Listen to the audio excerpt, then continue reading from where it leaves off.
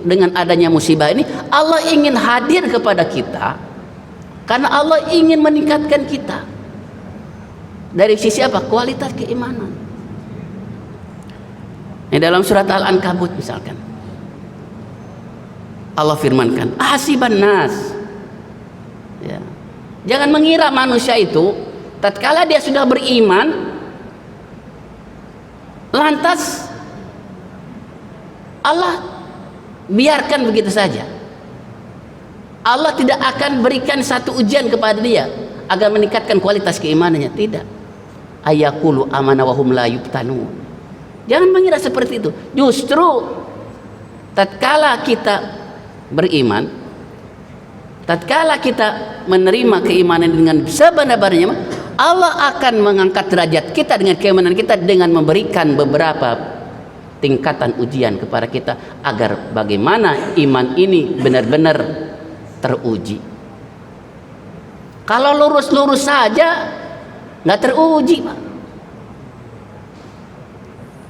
Ya. Jadi kalau hidup itu tidak ada kendalanya, tidak ada ujiannya, tidak ada cobaannya, itu akan mudah retak, akan mudah pecah dan akan mudah patah.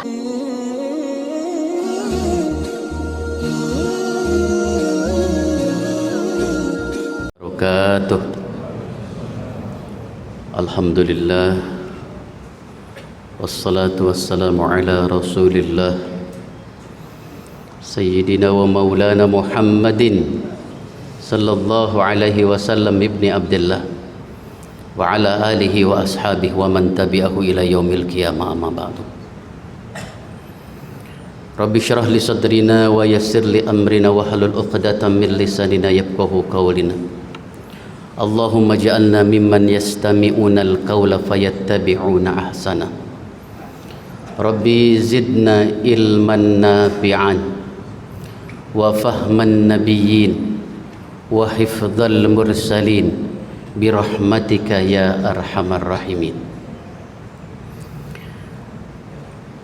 Qala Allah ta'ala fil Qur'anil Karim wa huwa asdaqul qailin. A'udzu billahi minasyaitonir rajim.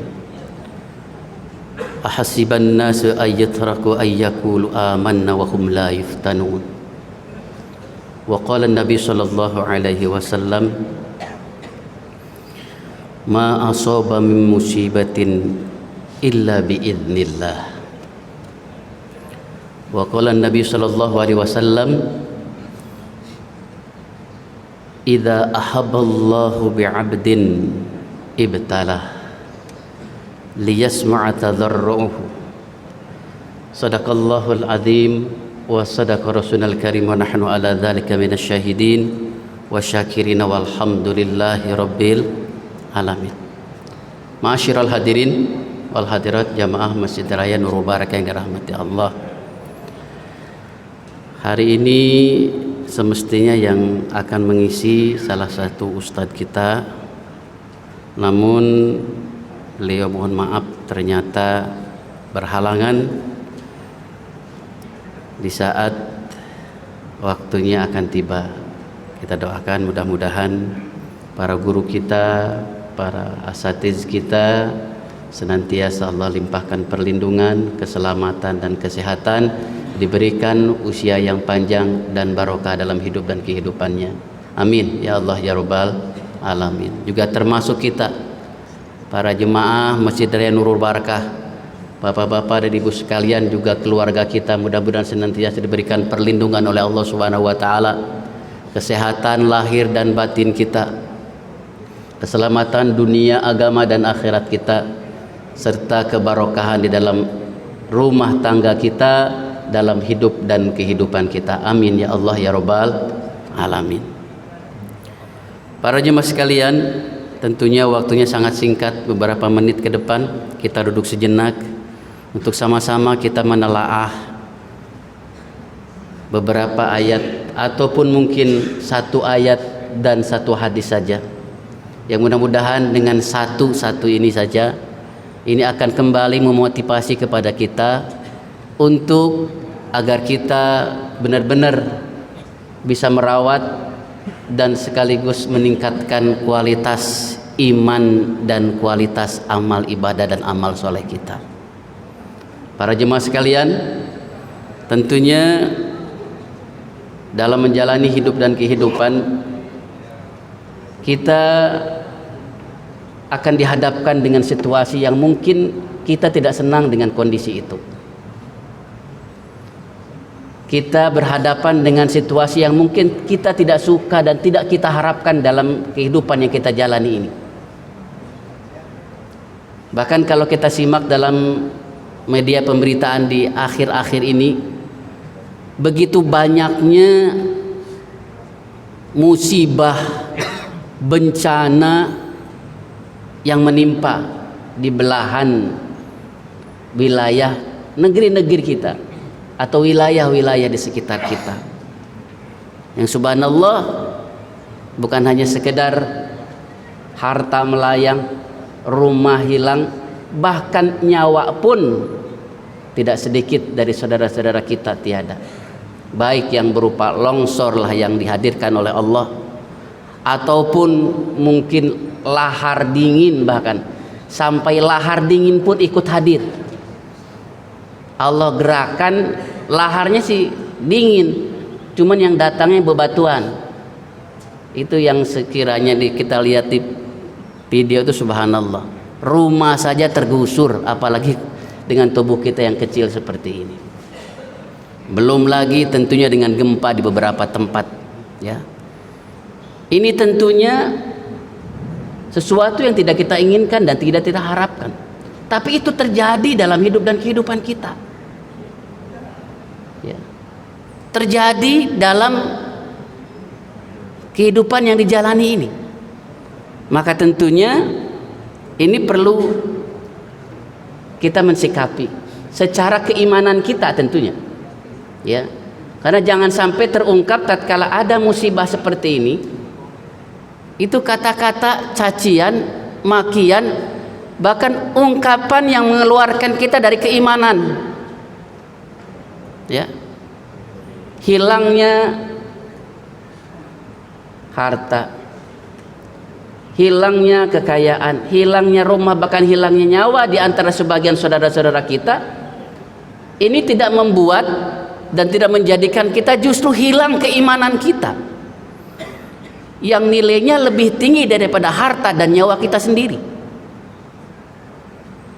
Maka kita sedikit mencoba untuk memahami arti dari sebuah musibah yang Allah berikan kepada kita.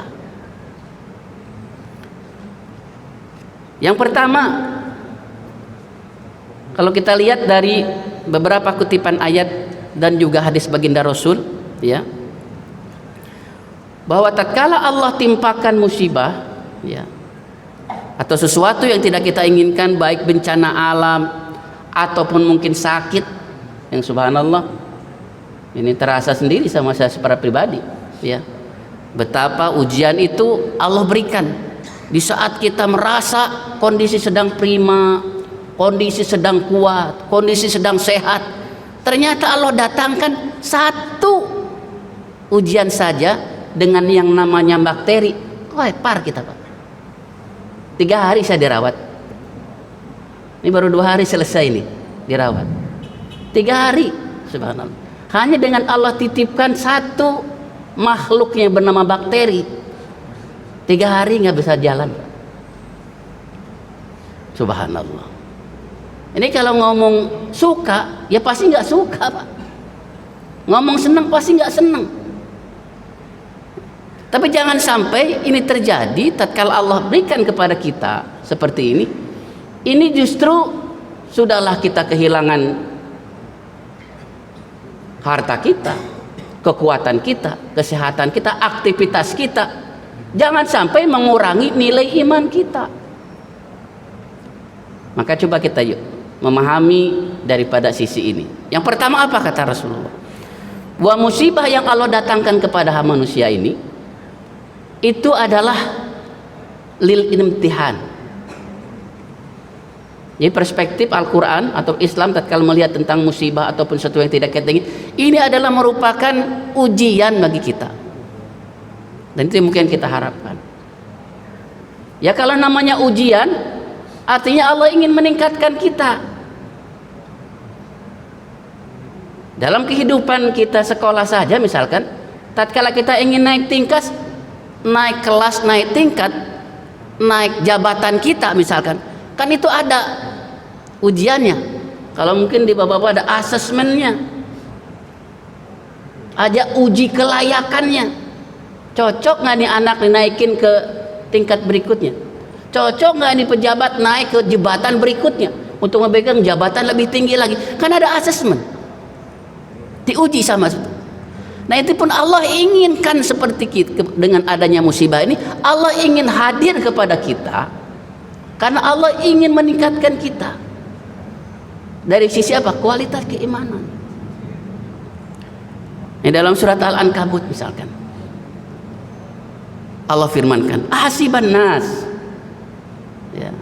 Jangan mengira manusia itu tatkala dia sudah beriman lantas Allah biarkan begitu saja. Allah tidak akan berikan satu ujian kepada dia agar meningkatkan kualitas keimanannya. Tidak. Ayaqulu amana wa hum la yuftanun. Jangan mengira seperti itu. Justru tatkala kita beriman, tatkala kita menerima keimanan dengan sebenar-benarnya, Allah akan mengangkat derajat kita dengan keimanan kita dengan memberikan beberapa tingkatan ujian kepada kita agar bagaimana iman ini benar-benar teruji. Kalau lurus-lurus saja nggak teruji, Pak. Ya. Jadi kalau hidup itu tidak ada kendalanya, tidak ada ujiannya, tidak ada cobaannya, itu akan mudah retak, akan mudah pecah dan akan mudah patah dan tidak tahan dengan berbagai macam kondisi. Tapi kalau dari kecilnya sudah berhadapan dengan berbagai macam problema kehidupan, nah tatkala kondisi dewasa, dia tidak akan mudah patah semangat, tidak akan mudah putus asa. Kenapa? Sudah terlatih. Itu yang diajarkan oleh Allah.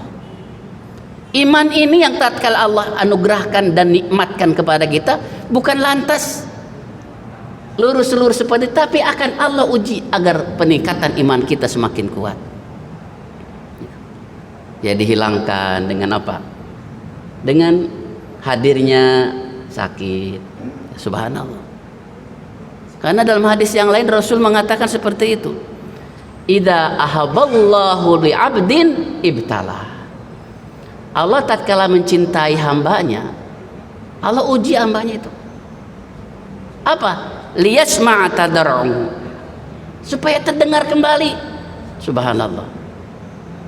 Rintihan, tadarru'nya, ya, tahasyu'nya, munajatnya. Yang sebelumnya mungkin terlupakan. Yang sebelumnya mungkin karena merasa sehat, merasa kuat, merasa banyak duit, merasa tinggi jabatan, hilang tuh. Jangankan ke masjid, dengar suara azan juga nggak kedengeran. Padahal corong azan ada di samping rumah dia. Karena merasa seperti itu. Dikasih sama Allah ujian, sakitlah, ataupun anaknya, nauzubillah, misalkan kecelakaan. Mulai itu, ya Allah, ternyata jabatan yang kita pegang, duit yang kita dapatkan, tatkala Allah titipkan satu aja makhluknya, terkapar kita, nggak ada apa-apanya kita. Akhirnya apa? Kembali lagi kita kepada Allah. Ya Allah, astagfirullahaladzim, ternyata selama ini saya lupa kepada Engkau terhadap nikmat yang Kau anugerahkan. Allah senang kembali. Nah setelah itu Allah tingkatkan. Dan paling tinggi ujian yang Allah berikan kepada manusia adalah para nabi dan rasul. Tingkatan kita ini kalau dibandingkan dengan ujian kepada para rasul nggak ada apa-apanya. Kalau kita makan agak rese itu, kalau udah tanggung bulan kayak begini, itu ada mulai goyang itu, ya. tanggal 15 sampai tanggal 20 ke depan itu udah mulai. Kada tanggung bulan. Itu kan ujiannya ujian itu aja. Kalau Rasul itu ujiannya subhanallah. Ya. Nah, ini tentunya perspektif Al-Quran dalam memandang satu musibah adalah sebagai ujian kepada kita, karena Allah cinta kepada kita, ingin meningkatkan derajat kita.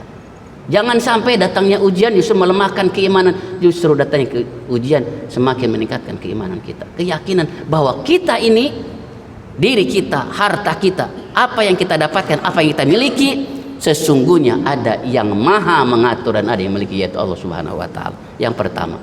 Yang kedua, Al-Quran tatkala memandang satu musibah kepada manusia, itu mengapa musibah itu lil inzar. Kalau yang pertama lil imtihan, yang kedua inilah lil inzar, untuk peringatan. Ini kalau peringatan udah tahap kedua ini. Artinya apa? Kalau ternyata dengan ujian ini masih belum sadar, belum kembali, Allah kembali hadirkan untuk sebagai peringatan. Hati-hati, ini udah lampu kuning, jangan melewati ini. Kenapa? Kalau sudah lampu kuning dilewati, takut-takut bukan hanya sekadar peringatan, tapi yang datang adalah lebih daripada itu. Ya, karena tentunya apa yang dirasakan oleh manusia, yang didapatkan manusia, itu semuanya telah tercatat oleh Allah Subhanahu wa Ta'ala. Allah berikan peringatan kepada mereka supaya kita wanti-wanti, ya. Dan yang datanya kalau udah peringatan ini lebih besar daripada yang Allah uji kepada kita, ya. Dan yang ketiga, yang terakhir, ya, bahwa tatkala adanya musibah kepada kita, itu bukan hanya sekadar ujian dan peringatan, tapi akan menjadi satu azab dari Allah Subhanahu wa Ta'ala. Udah lampu merah ini. Kalau Allah berikan sudah lampu kuningnya masih dilanggar, ternyata peringatan masih dilarang, masih dilanggar oleh dia, maka yang ditimbulkan sama Allah adalah azabnya kepada dia. Nah, kalau sudah azab, ya, yang Allah berikan ini tidak tanggung-tanggung, ya. Kalau peringatan mungkin masih ada beberapa yang Allah kecualikan, tapi kalau sudah azab itu Allah ratakan itu. Meskipun di dalamnya ada orang-orang soleh, ya. Meskipun di dalamnya ada orang-orang ahli ibadah, tapi tatkala ternyata semuanya semakin merebak, kemaksiatan semakin dirasakan seperti kebiasaan, perzinahan, perjudian udah seperti hal yang biasa, sesuatu